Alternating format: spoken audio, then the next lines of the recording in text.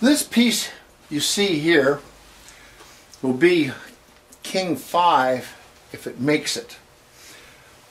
This is a very difficult piece to hollow because of two things. Number one, just the sheer size of it, the height and the thinness of it.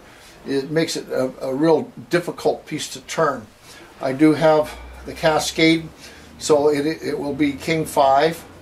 The reason why it is so thin in here because I had some bark inclusions. This is guitar grade maple. I'm kind of concerned about this little inclusion here.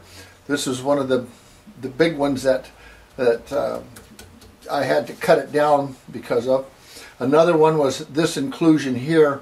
I got it out down here, but it went in pretty deep. Also, there was this inclusion here. So I had to stop someplace. I roughed this out about 2 weeks ago, I think it was, and I've been having it in water. So it measures about 19 inches from top to bottom, a little bit more than 19 inches. And on this one, as you can see, I left plenty of wood here, and I decided to get rid of some wood up here just because I thought that this was going to about max me out anyway. So I'll try to do a little pedestal perhaps down here and to give it a little elevation, and I like them. We'll see how it turns out, and so we'll see how this Cascade turns out. But at any rate, I have it set up like this without the steady rest now because I'm going to turn it on and sculpt it a little bit, take out some of these big grooves, and just look at it overall to see how I did, you know, what maybe I could improve on it. The whole piece up again. Had a little bit of sculpting to do, not much. I actually did a pretty good job on the initial sculpting of it. I left this a little bit thicker up here because I don't know how much the thing's going to move later. I have it cut down in here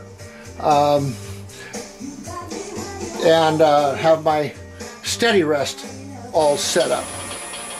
Now here I'm set up to drill a hole down to the bottom of the vase as deep as I want to go. I've initially taken it down to the bottom. The bottom's looking pretty good. Now I gotta, you know, go back up, and hopefully I didn't go too thin down here. I don't think I did. If I went too thin, then when I work on it up here, then it'll just twist off. I also sculpted the bottom down a little bit. I do have enough wood down here now because I left enough to treat myself nice wood. Make a little pedestal. King 5 is still alive. It's been all day. The narrow neck prohibited me from getting in there, and I had to keep taking wood out so I could manipulate the tool down in there. And what happened also was, because I had too narrow of a neck here to go into with those big tools, I formed a cone because I couldn't get my tool in there right. When you form a cone down in here, it is really difficult to get it out. I finally did. What I had to do is, about a week later since I last did the King 5 turning, and today I think I'm good to go as far as finishing it out on the hollowing.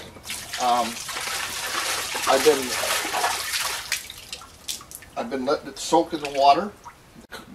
Well, I have everything set up now. I first of all had to clean up my bed.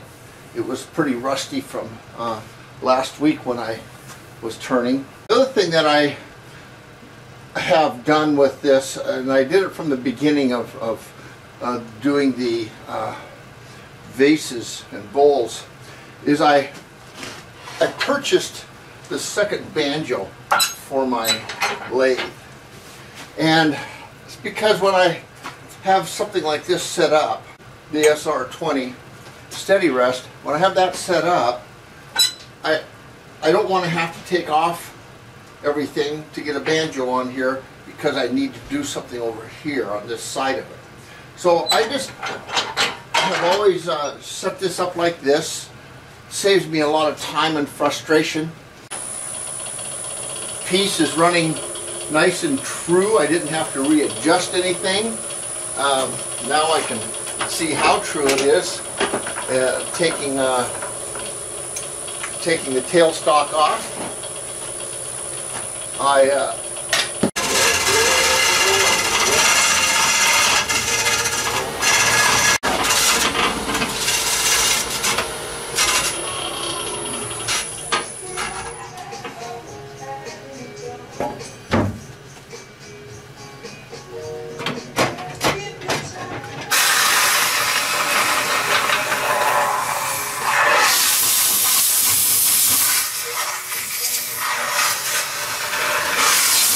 let me introduce you to King 5 in the raw.